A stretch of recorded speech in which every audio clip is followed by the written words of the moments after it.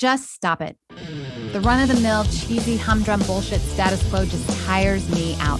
What fascinates me are the industry disruptors, the superhuman frontiersmen or women who go through hell to achieve their goals.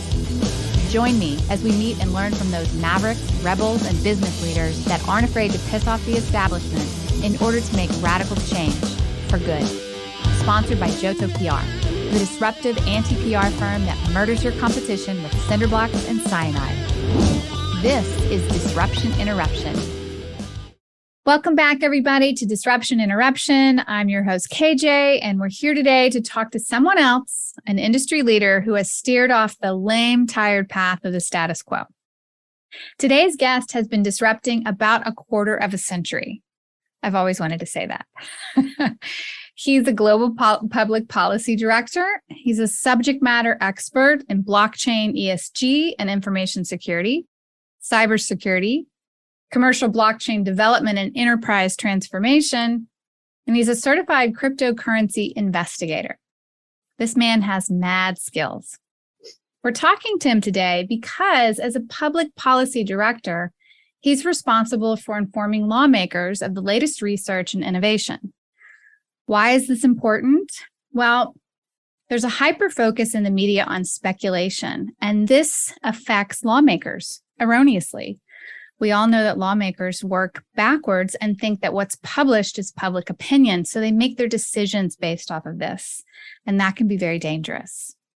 His disruption is to look at blockchain differently and look at the integrity of the data. Coming to us live from Miami, Florida, please welcome our disruptor, Bryan Daugherty. Thank you, KJ. I really appreciate it. You're very welcome. Thank you. All right, so let's get into this.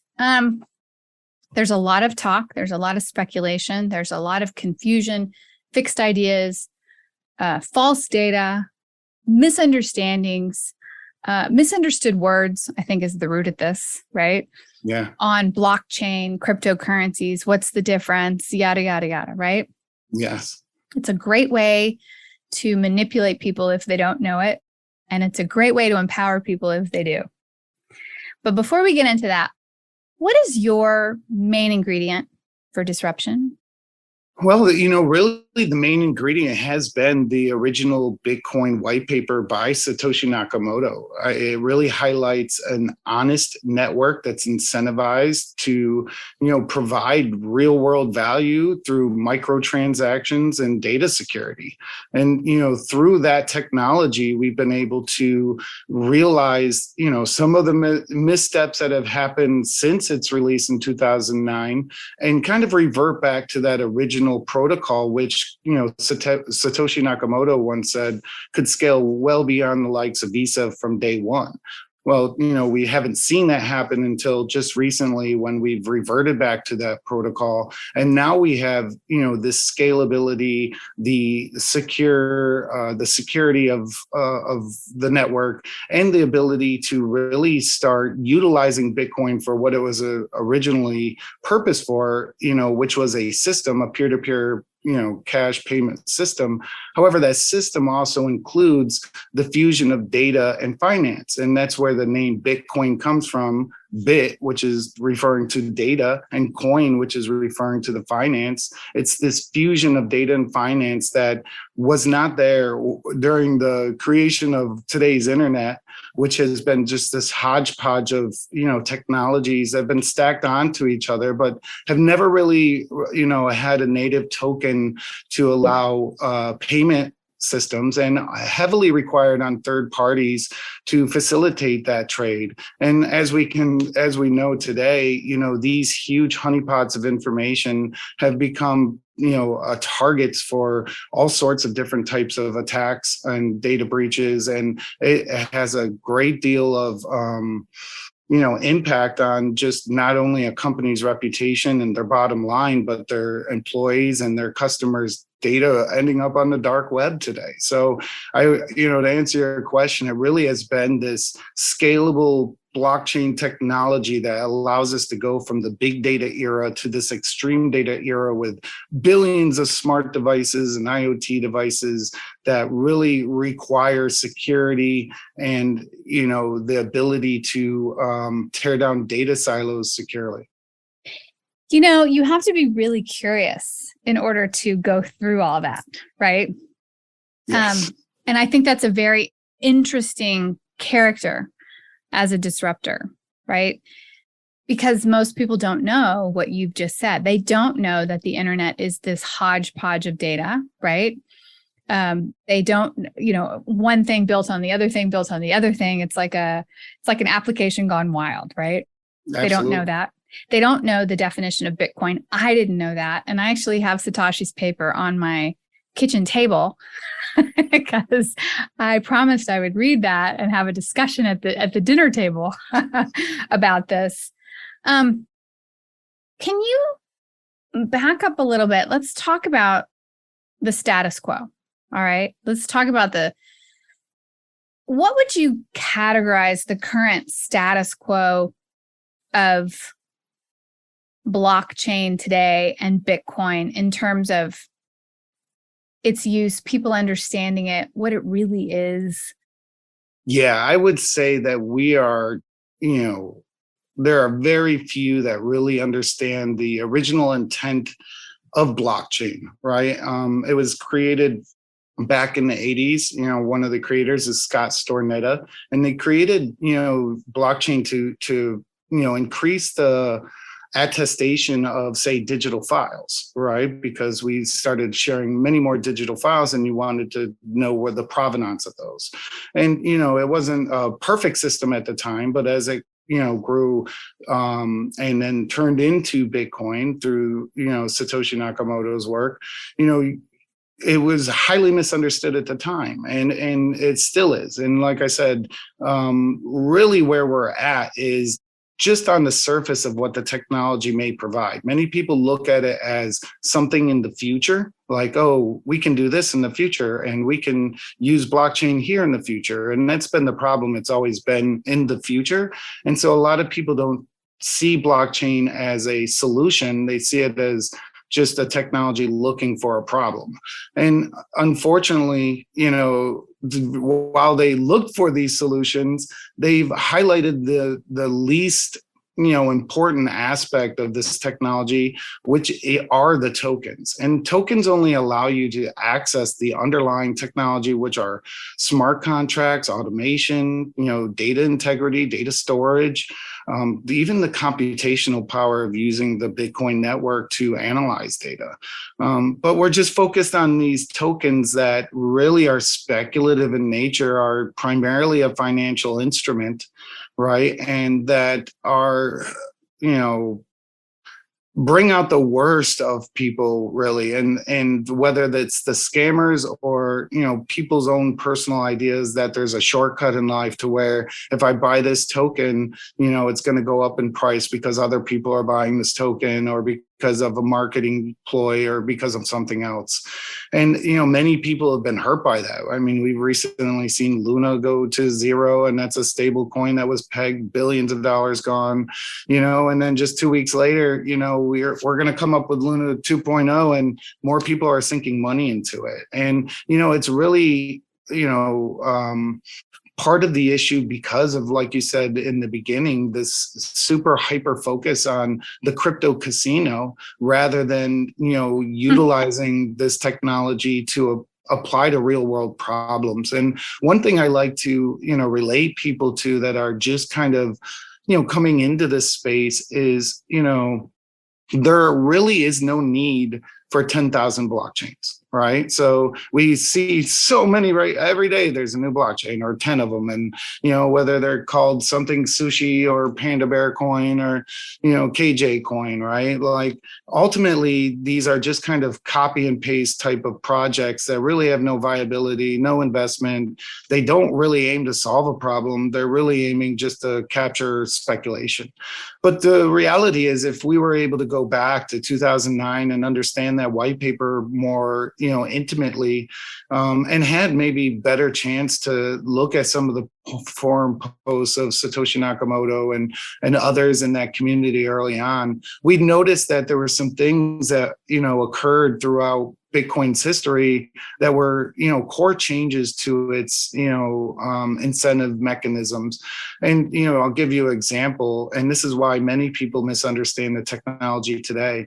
Originally, Bitcoin was launched with a 1 megabit block limit. That means every 10 minutes, a 1 megabyte block full of transactions will be processed, right? It will be found by a transaction processor or miner, and they will process that block of transactions, validate them. Well, that 1 megabyte block was really only supposed to be there early on to prevent spamming the network. You didn't really have a lot of transaction processors. They were just worried to make sure that the system didn't fall in on itself.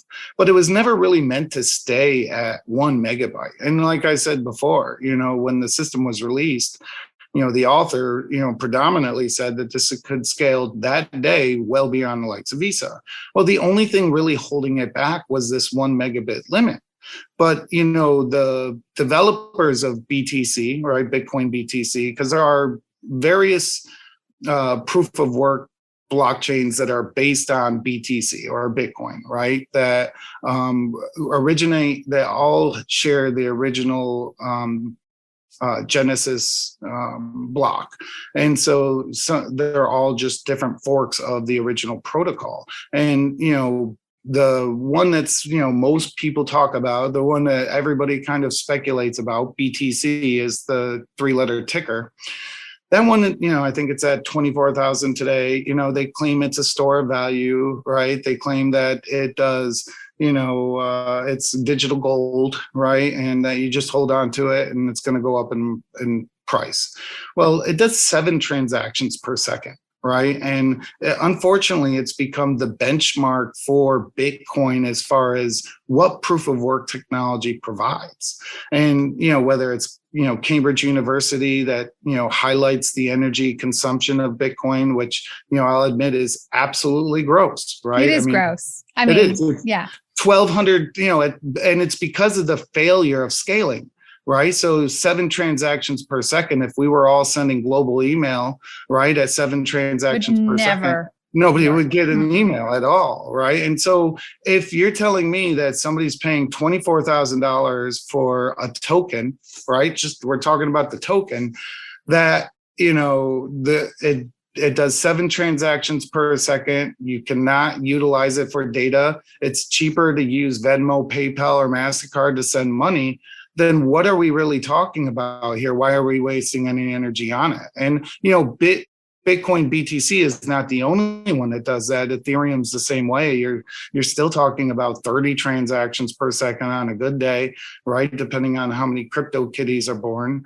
And, the reality even for data there is it's too expensive because they haven't scaled, and many of the NFTs that people are buying are just really just a link to an Amazon server where that JPEG exists. And when they stop paying for that server fee, guess what? Your NFT that you own is just a link. That's all you have in a transaction. So there's so much misunderstanding about just the technology in general. And because of that early misunderstanding of maintaining 1 megabit blocks, it incentivized others to find ways to scale other ways. And so now we see that all the time with the Lightning Network, or these off-chain solutions, or moving to a different consensus mechanism. But the reality is any of those decisions really draw back from the benefits of what blockchain or Bitcoin specifically provides, which is this very secure, resilient system for data immutability. And whether that data is financial transactions, or whether it's IoT, or just network hash logs, right? I mean, all of that data can be attested to and stored in perpetuity. And when we're looking at the problems of what we have today, whether it's ESG related, right, where enterprises are being required to attest to their CO2 footprint, well, how do they do that? If you're putting in the cloud that data can change, anybody anybody can change it. So again, we come back to that digital fingerprint, and anybody can have multiple private databases. So, it's not exactly a perfect solution there. So by using a public permissionless blockchain, now you can obfuscate that data from the public, but you have, a reasonable way to show that the data has never changed. And, when it comes to greenwashing and coming to utilizing IoT to actually record this raw data coming in, now you can really show that actual footprint if need be. Yeah, it's so very interesting that you talked about this, but I love the term cryptocurrency. And you talk about crypto casino. Yeah. And you talk about the, this focus on the token. I have seen this in many different industries. You have people that have something that has a lot of terminology they have to learn, a lot of words they have to clear up, right? Yeah. And they tend to go down to the irreducible minimum and focus on something that they can grasp onto and something that they have some sort of reality with based off of what they do know, right? And so I do believe that this focused aspect on the crypto casino, the token, is part of that, and not really realizing this immutability of, data that you're talking about. And we all do. I mean, I say they, but we all do look, okay, this could be done in the future. This could be done in the future. But there's things that can be done now. Right. That should be done now. Let's talk about, you have to advise lawmakers, right? Mm-hmm. And lawmakers typically get things on their radar when there's trouble happening, right? And I've known by working with many lawmakers in the aspect of communications and PR is that they consider what is published in the news public opinion. And even erroneously, lobbyists and so forth, and even lawmakers, they know this is erroneous. But once it gets published and out there, because they are beholden to the public and because they need to be reelected, they work very reactively on this, right? And then they backtrack and want to find, okay, let's get more data about this and how can we fix this? But even then they try to short circuit it to something that they can understand. How do you dumb it down for them so that they understand and make the right decisions? It's a process. These are usually quick meetings, 30-minute meetings, and sometimes it's with their staffers, right? And you really have to, provide a pretty good punch there to get them to understand. What I have on my benefit is I'm not talking about a financial instrument just solely, or speculation or any of that. But one of the things that I found that was very helpful, and you kind of highlighted the reason why, is I created a framework that any policymaker, government body can kind of look and abstract these very difficult and very technological terms and concepts and kind of remove that while still being able to apply these general concepts of words they understand, right, and apply them to all of these technologies rather than just sort of being this reactive.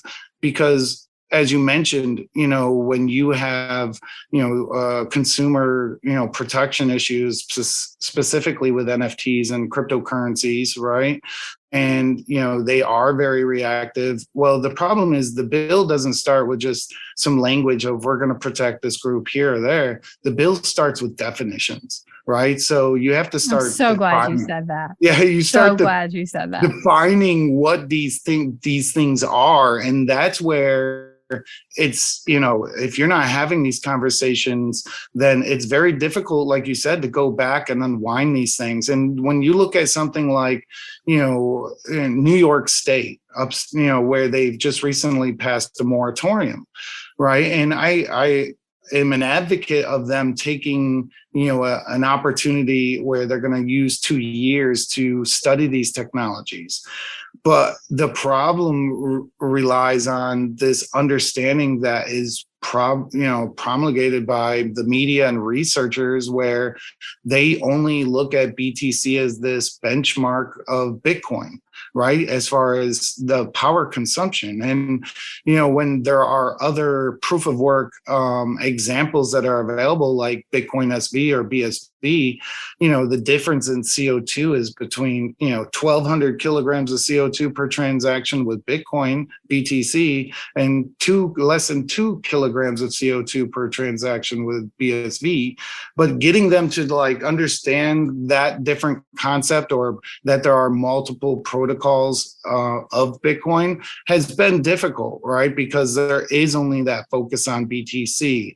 But going back to the definitions, that's where all of this future legislation resides, right? Is defining what a blockchain is versus a cryptocurrency, because blockchain is much larger than just the word blockchain. There's private, permissioned blockchains, there's public permissionless blockchains, there's hybrids of them. And the way I look at it, and this kind of relates back to that original or the last question, is where we have this proliferation of 10,000 blockchains, we're talking about ultimately a universal source of truth, right? How can you have 10,000 universal source of truth? How many internets do we have today?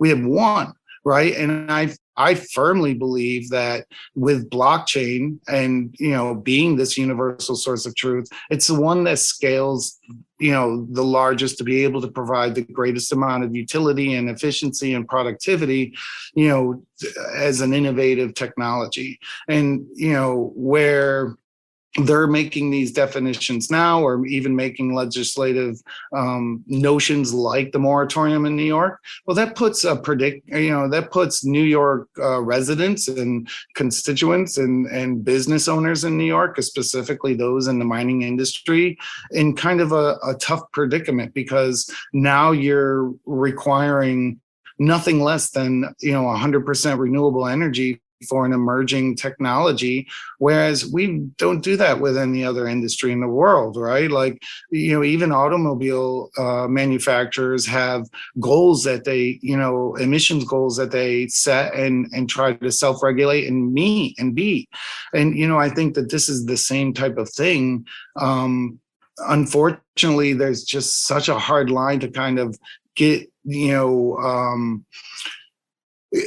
past the whole cryptocurrency aspect, where they see the utility. Well, that's been promulgated by the media, right? Yeah, well, where they see the utility of what this can do as providing a competitive advantage for their region, for their state, right? Or right. For, and that's where it really comes into, because again, at the lowest common denominator, we're talking about data integrity.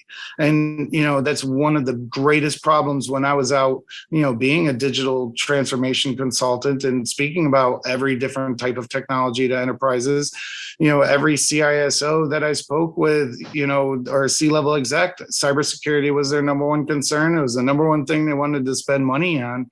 And that's what really got me into this industry, was back in 2016, realizing, after hearing, Dr. Craig Rice speak about the scaling and enterprise utility of blockchain beyond what had been done or spoken about before, it really connected to where, wow, we can really change, even the detection aspect of, a network breach. And it's really pushed me forward to develop applications, even on my own and with our team, to, solve these issues. Because when I do speak to, politicians, their first question is, okay, what are you building? Right? Who's building it? And if you say, XYZ company, this company, that company, they did this, well, I've never heard of them, So I'm very proud, just over the last 4 months of working in collaboration with IBM to create a new suite of cybersecurity tools that are based on the NIST cybersecurity framework, that are empowered by a sustainable, scalable, public permissionless blockchain that will, mitigate that detection time from a network breach, which it is today about 212 days, to near instant, right? And, yeah. I almost believe that your whole industry would even think that's too good to be true. I mean, hats off to you and hats off to IBM, but, it's almost like the cutting edge and the bleeding edge. And then it's like, whoa, that 212 days to like near instantaneous is almost like, you can't believe it. But that is the power of blockchain, right? It really is, right? And you have something that provides, an entire infrastructure that allows us, that we can, with almost 100% assuredly, know that the data that was placed on chain has not changed at any point of its lifetime. Yeah, and that's key, because people don't realize how much the data is vulnerable, can change, does change. Yeah, and we're talking about one of the second oldest businesses in the world, which is timestamping, right? Like, timestamping is, key to almost every enterprise component at this point in our. Interesting. Yeah. Well, what are all of, like you say, people look at blockchain as the future. Oh, this could happen, this can, but what are the things that can be done now? Like, I know what's happening with, what you're working out with IBM, right? Yeah. But what are some of the other things people don't even realize? Well, I think where the focus is on, say Bored Ape NFTs and those type of things now, really, the non-fungible token or the NFT is really much more powerful than just providing a photo, right? You can, we're seeing some of the ideas of people of, whether it's putting, utilizing it for real estate or utilizing it for provenance or digital twins. Right. That's great. I think those are utility type applications. And we're utilizing NFTs from everything from ticketing, where, I'm a huge music buff. And, I remember the days when I could buy albums and I could open those albums up and go through and read the lyrics and see the artwork right from the band. And then, oof, here comes digital music and you lost all that. And, I've got tickets that I saved from concerts when I was younger that I remember, that I have proudly on my mantle. And, now, you don't really get to keep those keepsakes. So imagine being able to utilize, or purchase a ticket, reducing secondary fraud, right? Reducing price gouging. So you're solving major issues, but you're also providing, an intimate, direct connection from the artist or the group or the whomever with the fan, and you're allowing them to, have a collectible. And you know what? That collectible can be turned into all sorts of marketing and advertising and media power on both sides of that token. And, whether that's because I went to 5 concerts and I have 5 tickets, I'm able to go to a, super fan store and get something free or, some gear that somebody else doesn't have. And that's the kind of entertainment side. I am like the biggest fan of the most boring stuff, right? So where I love the entertainment side. I think people can all really relate to that for sure. Yeah, the metaverse. I mean, we're working with projects where, you can drop, augmented reality products right in front of your grocery store, and they may have a signature dish that they want you to make that night, and they offer you 5 coupons that you collect and redeem right at the store, right? I mean, those are things that we're working on now, but even beyond that, so tell me about the boring stuff, because I'm a nerd on that too. Okay, you're gonna love these, right? So I mean, we look at some of the major problems, right? That's what blockchain is, can be. Well, that was what it was intended to do, right? Right, real world problem. The problems, yes. And one of the big problems that we have are interchange fees, right? I mean, there's not a store and consumer that doesn't complain that you're paying 3 to 5% and all these extra fees, and it's a lot, and these fees continually go up. There's a lot of negotiation around them. Well, the reason that we have those fees is because you require a trusted third party, right? You're requiring some other person that process those transactions.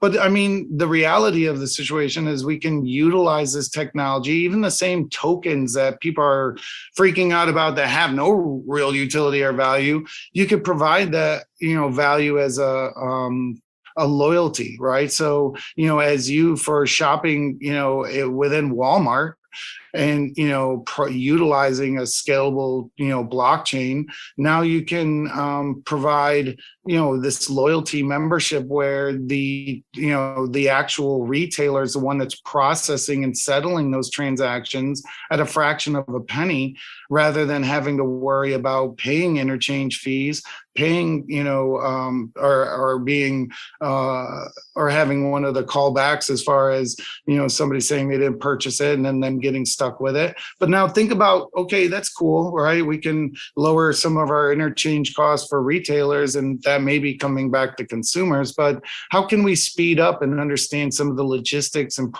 issues that we have today? Well, we can use that same time at that same point of sale, notify an advertiser that his coupon's been redeemed. And he now has analytics that he can go back and say, hey, this is a good campaign. We need to continue it, or we need to do something else, right? Or you can notify the distributor of the real-time products that are being sold. So that way he knows what to bring to you, right? Or he knows what best products that you're going to be needing on that next delivery. Or you can share that with the manufacturer who's looking for this analytical data, right, of how are our products doing. But, they receive this data 3, 4, 5 months later, but now they can receive this in real time right at the point of sale. So we're working with large, retailers now to really develop these type of systems that allow them to, really facilitate the tearing down of data silos, right? Which is really something that prevents, this co-opetition is what I like to call it, or co-elevation of companies, because we're beyond just globalized anymore, right? So we're so, as we saw with COVID, that we're so reliant on everybody else in our value chain.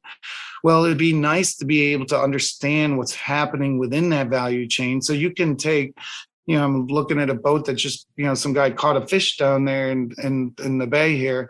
And, you could literally post that fish on chain, take it to the distributor. He's going to, share that. Now you have the weight, the time of catch, geolocation, and, you'll follow that fish all the way through the processing of, maybe it ends up at a Miami sushi restaurant, and that guy, before he signs over for it, is going to say, did it get stuck in the truck for 3 days? Was what was the weight when he caught it? What is the weight now? What was the temperature over these things? And this is all requires IoT and smart devices, smart cities, right? And when we're talking about accountability and, again, data integrity and attestation and real world notifications, that's what this blockchain can provide is facilitating this automation and integrity and security that we can't replicate in legacy systems because of the total requirement of a trusted third party.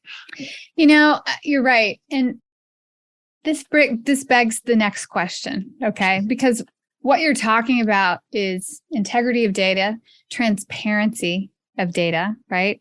And we mentioned before, like the internet just being like a hodgepodge of things that were built on, almost like an arbitrary built on an arbitrary built on an arbitrary, right? That just goes out of control. Now we have all these third-party verification people, vendors, companies, things like that, right? Who has a vested interest in blockchain not flourishing? Who does blockchain piss off? Because every disruption has something that comes in and changes the status quo and makes it better, right? And we don't have a need for these third-party verification companies. We have transparency of things that are going on from point A to point B, right?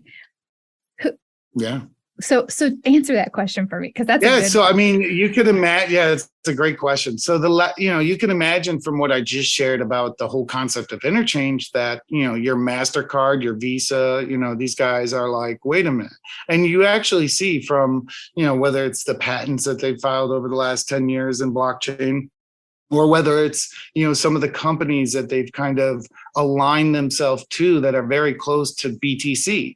And then you do wonder why. Well, geez, if it could scale beyond the likes of Visa back then in 2009, why is this group so closely related with MasterCard and it only does 1 megabit and 7 transactions per second? right? And the fees are so high and it can't scale. Well, something doesn't add up there, right? So I definitely ask people to kick the tires on that concept.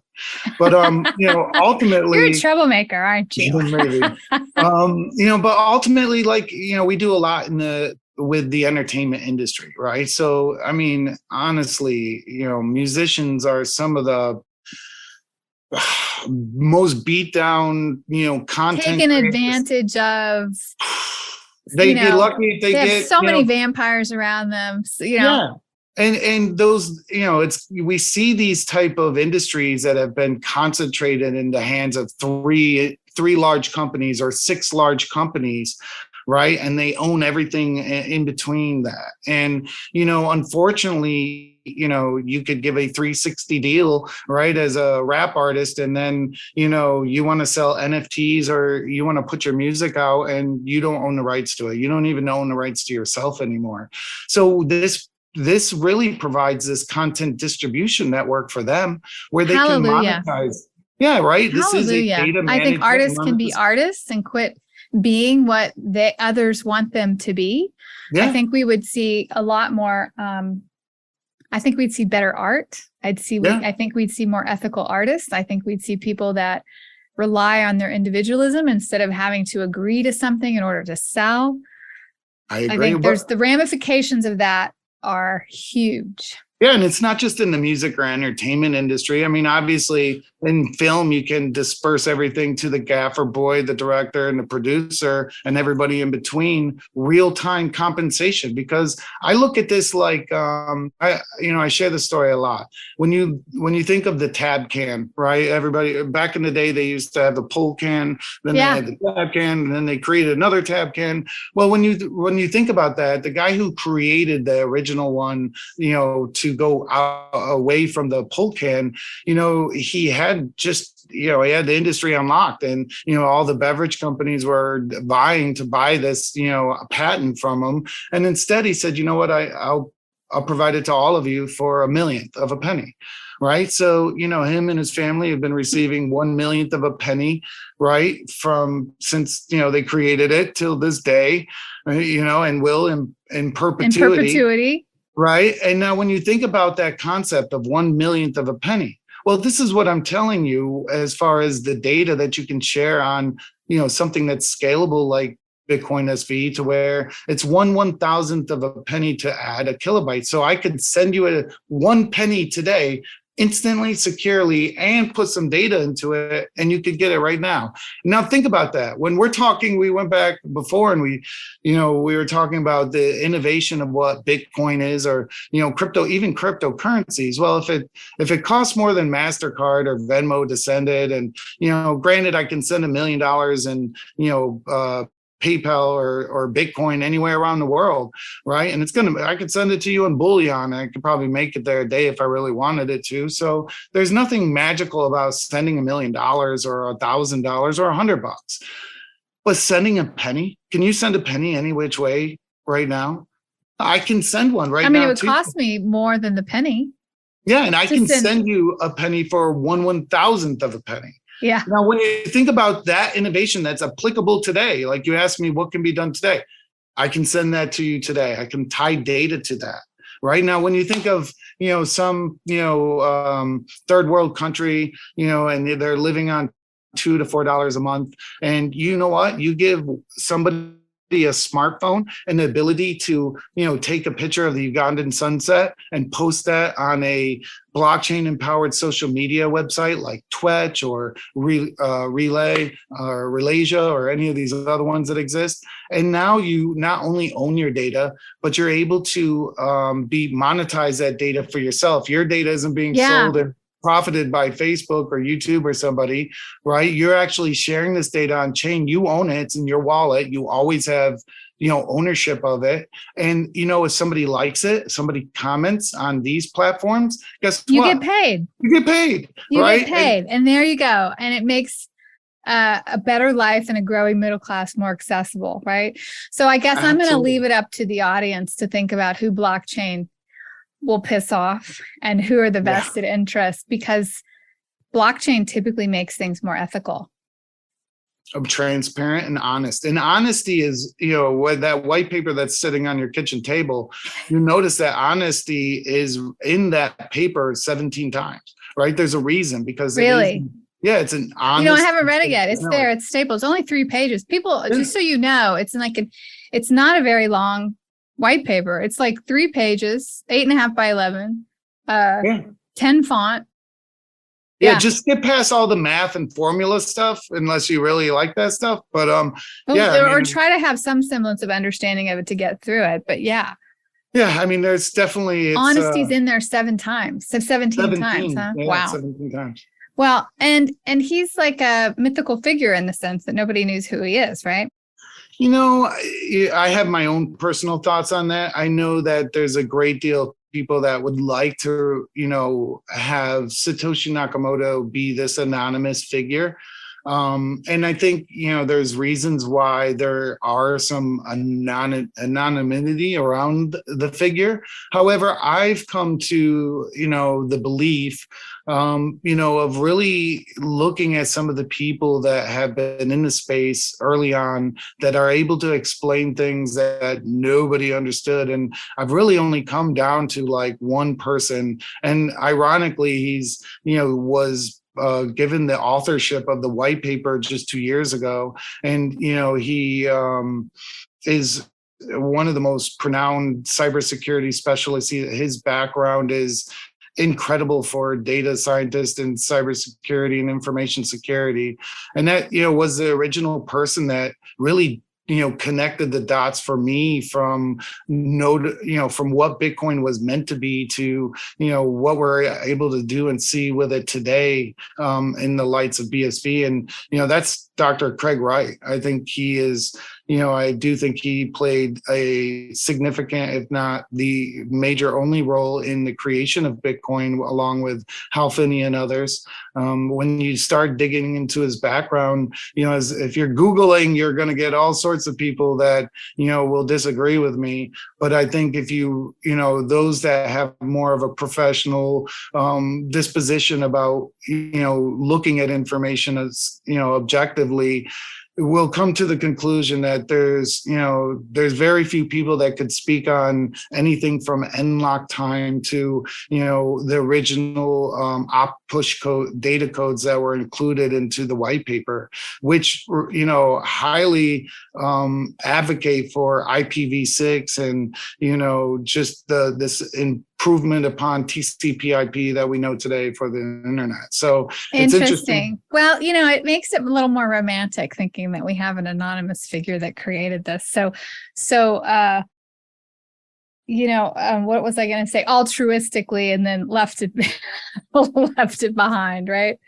Yeah, and I don't think it matters, though, right? I don't think it matters at all. I don't think it really matters who created it. I think it matters how it's used and how it's understood. And I think, for the most part, it's just been, highly misunderstood, even by some of the most pronounced, experts in this field. And I, going to the political advocacy that I do, it mainly revolves around the energy consumption of Bitcoin, where, the reality is, it's an argument that has been unfairly, categorized due to BTC being, in the news and this benchmark for the proof of work protocol. But the reality is, like, when you start to inject some of these other values of other chains, you really start to see the argument doesn't even hold up as far as energy consumption.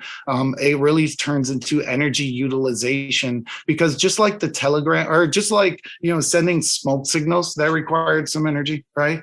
And then going to the telegram, that required some energy, but you got a little bit more efficiency, a little bit more productivity. You got to go longer distance. Then we get up to the server and, your iPhone, right? That's way more power in your pocket. You basically got a PC right there. But, now that we're at blockchain, does it use, more energy in some respects? Maybe, right? It depends on the utility, but this is the first time in history that we're able to utilize a technology that the more people utilize it, the lower the transactional footprint is. And with an unbounded block size where you can put infinite number of transactions, if it takes the same amount of energy to mine a Bitcoin BTC block as it does, say, a Bitcoin BSV block, well, if this has 10, 20, 30, 40 million transactions, and this is limited to, 1,000 transactions, that CO2 footprint continues to go down. Yeah. And, that's when you start applying the utility of blockchain across every industry and sector. Now you start to see that universal source of truth come true, and that upgraded replacement for today's internet. So yeah, upgraded replacement for today's internet.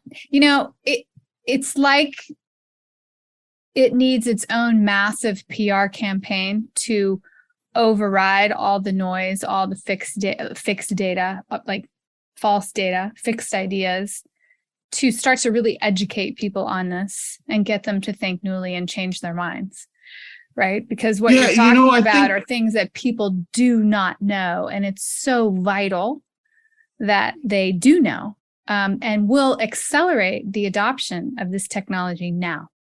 I agree. And, we've done a really good job from the standpoint of the Bitcoin Association, a nonprofit educative, that's based in Zug, Switzerland that I work for. We've done a great job at really building out, academies that are free for the public to take. And we've built out this curriculum and are in the midst of sharing it with not just universities and colleges that are employing this and allowing students to take it, but even entire countries like India and Turkey, right? To where we're sharing this type of curriculum, and even beyond. We'll share with America, because America's falling behind in our it's available for us too. Our education, right?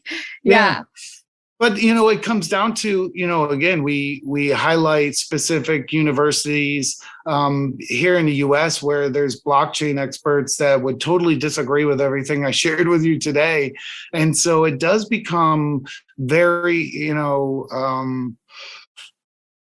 it's a very tribal industry, right? And it's very difficult to tell somebody that, say, purchased Ethereum at $100, you explain, well, it really is not a sustainable solution in the future. And, because it's at, $13 or $3,000, they'll look at you like, what are you talking about? Yeah. Right. And, that's a difficult thing to overcome. So I really try to emphasize, people that are, understand real world problems, that have experiences in various sectors. And then I utilize their expertise and kind of highlight and show them where blockchain could be applied that actually move the needle in efficiency and productivity. Well, I guess it all boils down to definitions, doesn't it? Yes. At the end of the day. It does. Bryan, what do you do outside of, working with blockchain and being a global policy director, advisor? And, what are your crazy passions outside of work? Yeah, so I really have limited time for passions beyond my 3 beautiful daughters. But I'm a bait maker. So I'm a bait maker. I make wooden and plastic lures, fishing lures. You're kidding. So I carve them from just a block of wood, and I'll weigh them and paint them and put hooks on them. And I'm not a very good fisherman, but I do enjoy making lures. There's actually like wooden bait.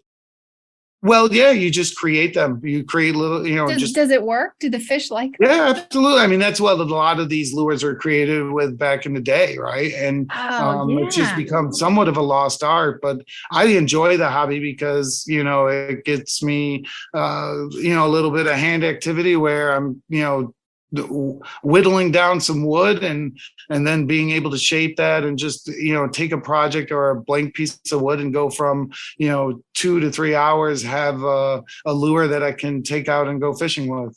Wow, I have never heard that before. I love it. And how did you get into that? I'm not exactly. I think it was because I was bored. I was working for this company like 4 years ago that required me to do 250 dials a day.